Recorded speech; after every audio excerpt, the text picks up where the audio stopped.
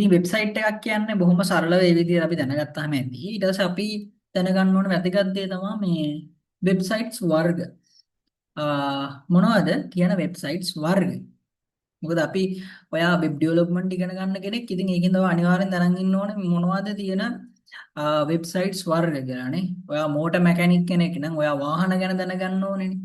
එතකොට ඔයා මොකක් හරි ෆීල්ඩ් එකක ඉන්නවා නම් ඔයා ඒ ෆීල්ඩ් එකේ දේවල් දැනගන්න ඕනේ. ඒ වගේ වෙබ් ඩෙවලොපර් කෙනෙක් වෙන්න යන කෙනෙක් ඉතින් වෙබ්සයිට්ස් වර්ග අනිවාර්යෙන් ඔයා දැනගෙන ඉන්න ඕනේ. ක්ලයන්ට් කෙනෙක් එක්ක කතා කරද්දී. ඉතින් වෙබ්සයිට්ස් වර්ග සරලව මේ විදිහට මම කොටස් තුනකින් ඔයාලට කියන්නම්. අද තියාගන්න මේ ඇති. බ්ලොග් වෙබ්සයිට්ස් තියෙනවා. ඒ කියන්නේ ආටිකල්ස්, පෝස්ට් වගේ අපි දේවල් පබ්ලිෂ් කරන. ඒ කියන්නේ උදාහරණයක් විදිහට මේ නිවුස් සයිට්ස් තමයි මේකට හොඳම උදාහරණේ. මේක නිවුස් සයිට්ස්. තව නිවුස් සයිට්ස් ඕන තියෙනවා. ඕන තරම් අපිට දැක් ගන්න පුළුවන්. උදාහරණයක් විදිහට bbc.com මේ තියෙන්නේ BBC පුවත් සේවය. ඉතින් මේ හැම මේවා බ්ලොග් ටයිප් වෙබ්සයිට්. මේ වගේ ඩේලි පැයෙන් පැය විනාඩියෙන් විනාඩියට නිවුස් පබ්ලිෂ් වෙනවා. කන්ටෙන්ට් නිවුස් අප්ඩේට් වෙනවා. ඉතින් මම තව පැයකින් ඇවිල්ලා මේකට යද්දි මෙතන තියෙන මේන් නිවුස් එක මේක නෙමෙයි. ඉතින් මේවා බ්ලොගින් සයිට්ස්. ඊට පස්සේ තියෙනවා බිස්නස් වෙබ්සයිට්ස්. බිස්නස් වෙබ්සයිට්ස් කියන්නේ නෝමල් අපි මොකක් හරි බිස්නස් එකකට හදන වෙබ්සයිට් එකක්. ඉතින් මොකක් හරි ව්‍යාපාරයකට අපි හදන වෙබ්සයිට් එකක් ස්කෝලයකට කැම්පස් එකකට හෝ ඒවා නන් ප්‍රොෆිට් නන් ගවර්න්මන්ට් මේ ඕන දෙයක් අපිට බිස්නස් වෙබ්සයිට්ස් කියලා ගන්න පුළුවන්. ඉතින් මේ බිස්නස් වෙබ්සයිට්ස් කියන්නේ බිස්නස් එකක් ප්‍රොමෝට් කරන අරමුණින් තමයි ඉතින් බිස්නස් වෙබ්සයිට් එක තියෙන්නේ. ඉතින් ඔයා ගොඩක් වෙලාවට ෆ්‍රීලාන්සින් පටන් ගන්නවා නම් ඉතින් ඔයාලට මෙන්න මේ කැටගරි වෙබ්සයිට්ස් තමයි ගොඩක්ම මුණ ගැහෙන්නේ වගේම හදන්න එන්නේ. මොකද කෙනෙක් කියන්න පුළුවන් මට මෙහෙම බිස්නස් එකක් තියෙනවා මගේ බිස්නස් එකට වෙබ්සයිට් එකක් හදලා දෙන්න. ඉතින් විශේෂයෙන් කියන්න දෙයක් නැහැ බිස්නස් සයිට්ස් කියවම ඔයාලට තේරෙනවා අපි මොකක් හරි හොටෙල් එක වෙබ්සයිට් එකක් ගත්තත් ඒක මොකක් හරි අපි නිකන් query එකක් දීලා සර්ච් කරමු plumbing business in NYC in New York City. එතකොට ඉතින් මේ ප්ලම්බින් වගේ දෙයකට ගොඩක් වෙලාවට ලංකාවේ අපේ ප්ලම්බර් කෙනෙකුට වෙබ්සයිට් එකක් කියන එක හරිම අමුතු දෙයක් වුණාට සාමාන්‍යයෙන් අපි ෆ්‍රීලාන්ස් මාකට් එකට වර්ල්ඩ් මාකට් එකට ගත්තාම ප්ලම්බර් කෙනෙක් කියන හැම කෙනාටම ඔන්ලයින් ප්‍රසන්ස් එකක් හදාගන්න තමයි යාලා හදන්නේ. ඉතින් මේ තියෙන්නේ මේ වගේ ප්ලම්බින් වෙබ්සයිට් එකක්. ඒතර මේක බිස්නස් වෙබ්සයිට් එකක්. ඉතින් බිස්නස් වෙබ්සයිට් එකකට ඔයාලට බේසිකලි හැම වෙබ්සයිට් එකකම වගේ පොදුවේ දක ගන්න පුළුවන් එයාලගේ ලෝගෝ එක එයාලව කන්ටැක්ට් කරගන්න ඩීටේල්ස් ඊට පස්සේ එයාලගේ රිවිව්ස් බලා ගන්න එයාලගේ සර්විස් මොනවද කියලා බලා ගන්න එයාලට මැසේජ් එකක් දාන්න ඊට වගේ පැහැදිලි එයාලගේ කන්ටැක්ට් ඩීටේල්ස් එයාලගේ දෙන එයාලට දීපු රිවිව්ස් ඉතින් මේ වගේ කරුණු ඇතුළත් කරලා අපි ක්ලයන්ට් කෙනෙක්ට හෝ බිස්නස් වෙබ්සයිට් එකක් අපිට හදන්න පුළුවන්. හරි ඒ තමයි බිස්නස් වෙබ්සයිට්ස් සරලයි. ඒ බිස්නස් වෙබ්සයිට්ස් ඒක මේක බිස්නස් වෙබ්සයිට්ස් ස්ටැටික් වෙබ්සයිට් එකක් වෙන්න පුළුවන් ඩයිනමික් වෙබ්සයිට් එකක් වෙන්න පුළුවන්. මොකද්ද ස්ටැටික් ඩයිනමික් කියන්නේ? උදාහරණයක් වෙබ්සයිට් එකක් හදපු දවසේ ඉඳන් කන්ටෙන්ට් එක බොඩි එක වෙනස් වෙන්නේ නැත්තම් අපි හදලා පබ්ලිෂ් කරලා ඔහේ දිනනවා. බ්‍රෝ නිකන් අපි ස්කෝල් එක නෝටිස් බෝඩ් එක මොකක් හරි නෝටිස් එකක් ගිහිල්ලා ගැහුවට පස්සේ ඒක අවුරුද්දක් දෙකක් අවුරුදු ගාණක් වුණත් ඒ ගහපු විදිහටම තියෙනවා. එතකොට 2020 පොත් ප්‍රදර්ශනය නම් ඒක 2025 ඇවිල්ලා බලද්දි 2020 මෙන්න මේ දවසේ පොත් ප්‍රදර්ශනයක් තියෙනවා කියලා ලස්සන නෝටිස් බෝඩ් එකේ තියෙනවා. ඒක ස්ටැටික් සයිට් එකක්. ඒක අප්ඩේට් වෙන්නේ නැහැ. ඒක පබ්ලිෂ් කරපු දවසේ ඉඳලා අන්තර්ජාලයට මුදා හරපු දවසේ ඉඳලා දිගටම මේ විදිහට තියෙනවා. ඩයිනමික් වෙබ්සයිට්ස් කියන්නේ එහෙම නැහැ. එයාගේ කන්ටෙන්ට් එක වෙනස් වෙනවා. මම දැන් පෙන්නපු මේ හැම වෙබ්සයිට් එකක්ම ඩයිනමික් වෙබ්සයිට්. දැන් මේ යුනිවර්සිටි සයිට් එක ගත්තොත් මෙයාලගේ වෙබ්සයිට් තියෙන ඉමේජස්, මෙයාලගේ නිවුස් හැමදේම මාරු කරනවා. මම පෙන්නපු මේ නිවුස් වෙබ්සයිට් එක ගත්තොත් දවසින් දවස නිවුස් අප්ඩේට් වෙනවා.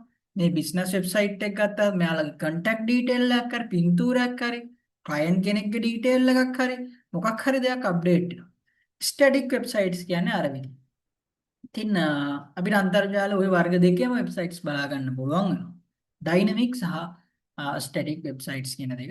අපි මෙතනදී ඉගෙන ගන්න බලාපොරොත්තු වෙන්නේ ඉගෙන ගන්න යන්නේ WordPress කියන්නේ perfect dynamic website හදන්න පුළුවන් platform එකක්. ඒ කියන්නේ content එක වෙනස් වෙන වෙබ්සයිට්ස් හදන්න පුළුවන් හොඳ platform එකක් තමයි.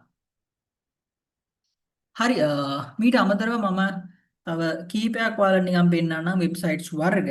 මම කිව්වා වගේ blogging වෙබ්සයිට්ස් තියෙනවා. ඊට පස්සේ business වෙබ්සයිට්ස් තියෙනවා. දැන් ඔය apple.com Samsung විතර මේ හැම එකම business වෙබ්සයිට්ස්. දැන් apple.com Apple එයාලගේ services පෙන්නනවා. ලෝකෙට පෙන්නන්නේ එයාලගේ වෙබ්සයිට් එක කරා. මේ එයාලගේ වෙබ්සයිට් එකේ business වෙබ්සයිට්.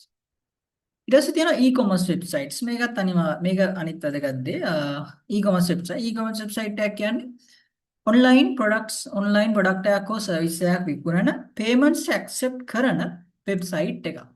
ඉතින් උදාහරණයක් විදිහට අපි හැමෝම වගේ දන්න Amazon, AliExpress, eBay, ලංකාවේ නම් Daraz මේ හැම එකක්ම කප්රුග මේ හැම එකක්ම e-commerce website. ඉතින් e-commerce websites වල පොදුවේ මම ඕපන් කරගන්නම්.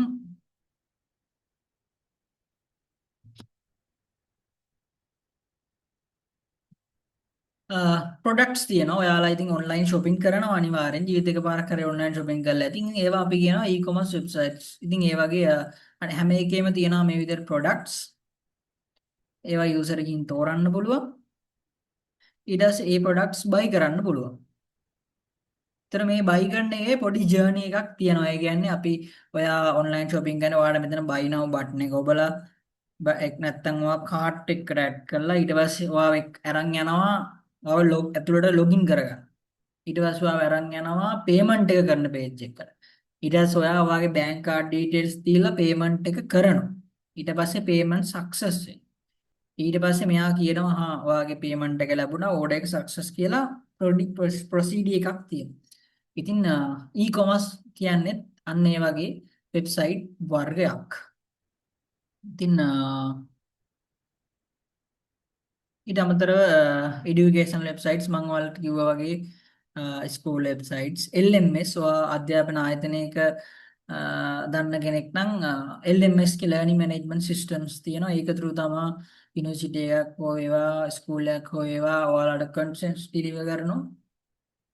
ඊට පස්සේ පෝර්ට්ෆෝලියෝ වෙබ්සයිට්ස් තියෙනවා. ඒ කියන්නේ කවුරු හරි ෆ්‍රීලාන්සර් කෙනෙක් හරි මොකක් හරි පබ්ලික් ෆිගර් එකක් හරි තමන්ගේ සර්විසස් ප්‍රොමෝට් කරන හදපු වෙබ්සයිට්. උදාහරණයක් විදිහට මගේ පර්සනල් පෝර්ට්ෆෝලියෝ එක ransi.me කියන එක මගේ පෝර්ට්ෆෝලියෝ. ඒතර ඒක මම යූස් කරන්නේ මගේ වැඩ තව කෙනෙක්ට පෙන්වන්න. ඉතින් කවුරු හරි ෆ්‍රීලාන්සින් වලට ගියපු වෙලාවක හරි කවුරු හරි කෙනෙක් ඇහුවොත් එහෙම ඔයා කරපු වැඩ මොනවද කියලා මට නිකන් එයාලට Google Drive එකක් පෙන්වන්නවත් ටෙක්ස්ට් ડોකියුමන්ට් එකක්වත් එවන්න ඕනේ. මම එයාලට කියනවා හරි ඔයා මෙන්න මේ ඩොමේන් එකට ගිහින් බලන්න. මේකේ මගේ වැඩ මගේ විස්තර හැම එකක්ම ලස්සනට තියෙනවා. ඊට පස්සේ social media websites තියෙනවා. Facebook, Twitter, Instagram මේ හැම එකම social media websites. ඊට පස්සේ forums තියෙනවා. ඔයාලා දන්නවා මේ Reddit, Stack Overflows forums කියන්නේ public forum එක. මේකෙදී ලොකු community එකක් මොකක් හරි common interest topic එකක් ගැන කතා වෙනවා. ඒක තමයි forum එක ගොඩක් වෙලාවට වෙන්නේ. ඉතින් forums තියෙනවා, Stack Overflow කියලා තියෙනවා, Reddit තියෙනවා, Pinterest නම් ගොඩක් වෙලාවට social media category එකට තමයි යන්නේ. මේ වගේ common interest topic එකක් ගැන public එක කතා කරනවා. තමයි forum එක වෙන්නේ. ඊට පස්සේ search engine websites Google වගේ ඒවා. ඒ වගේ ඒ වගේ වෙබ්සයිට්ස් කැටගරි ගොඩාරියක් තියෙනවා. බුකින් වෙබ්සයිට්ස් තියෙනවා. membership websites තියෙනවා. financial කියන්නේ බැංකු වලට අදාළ වෙබ්සයිට්ස් මේ ඔක්කොම අපිට business website කියන common category එක ගන්න පුළුවන්. හරි. ඒ තමයි වෙබ්සයිට්ස් වර්ග. දැන් ඔයාලා දන්නවා මොකක්ද වෙබ්සයිට් එකක් කියන්නේ? අන්තර්ජාලයේ තියෙන pages එකතුවා. මේ හැම වෙබ්සයිට් එක කරව unique domain එකක් තියෙනවා. pages කීපයක් තියෙන්න පුළුවන්. ඉතින් වෙබ්සයිට්ස් වර්ග මොනවද කියන එක දැන් ඔයාට ඒ සම්බන්ධයෙන් අවබෝධයක් තියෙනවා.